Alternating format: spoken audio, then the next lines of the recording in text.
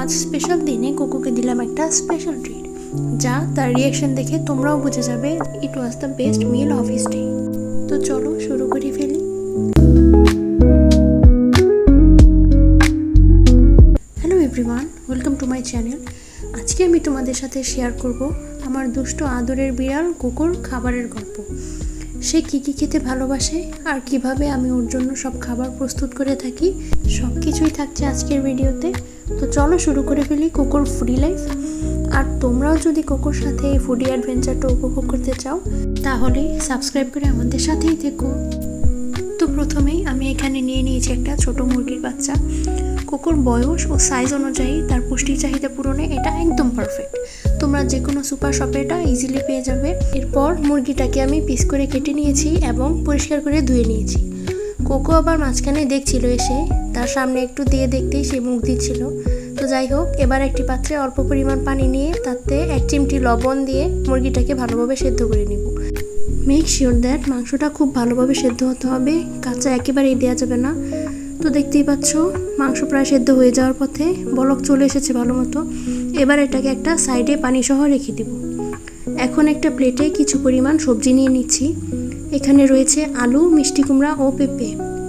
সবজি আমাদের মানব দেহের পাশাপাশি বিড়ালের জন্য অনেক ভাইটামিন ও মিনারেল সমৃদ্ধ। এখন সাথে অল্প পরিমাণ ভাত নিয়ে নিচ্ছি, ও যেটুকু খেতে পারবে। সাথে ওই সেদ্ধ করে রাখা মুরগিগুলোও দিয়ে দিচ্ছি। মুরগিগুলোকে আমি কাঁটা চামচের সাহায্যে হাড় থেকে ছাড়িয়ে নিচ্ছি।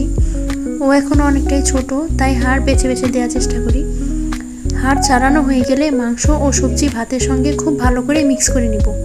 ওর খাওয়ার সুবিধার্থে ওর খাবারগুলো আমি যথাসম্ভব ম্যাশ করে দেওয়ার চেষ্টা করি।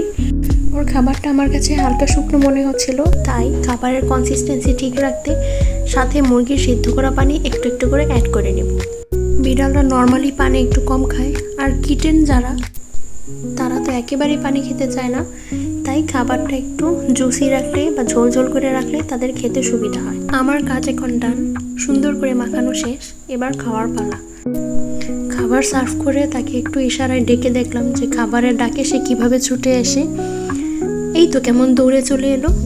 কি হুড়মুড়িয়ে খাচ্ছে দেখতেই পাচ্ছ, বোঝাই যাচ্ছে সে খুব পছন্দ করেছে। তোমরাও তোমাদের বাসার আদুরে মেওয়ের জন্য ট্রাই করে দেখতে পারো। আমি শিওর তোমাদের সবার পুচকেরা এটা খুবই পছন্দ করবে। এটা অনেক হেলদি অ্যান্ড ইয়ামিও। তাদের এনার্জি বুস্ট এটা যেমন হেল্পফুল হবে, তেমন খুব সুন্দর একটা চেঞ্জও আসবে খাবার রুটিনে। তো তোমরা এটা সবাই অবশ্যই বাসায় ট্রাই করবে এবং তাদের রিয়াকশন আমাকে জানাতে ভুলো না কিন্তু। খাওয়া দাওয়ার পর্ব শেষ, এবার ঘুমানোর পালা। আজকের মতো এখানেই শেষ করছি, তবে এখানেই কিন্তু শেষ নয়। সামনে আমরা আরও বিস্তারিতভাবে বিড়ালের ক্যাট ফুড ও অন্যান্য সঠিক খাবার বাছাই নিয়ে আলোচনা করব। ততক্ষণ পর্যন্ত আমাদের সাথেই থেকো। টাটা।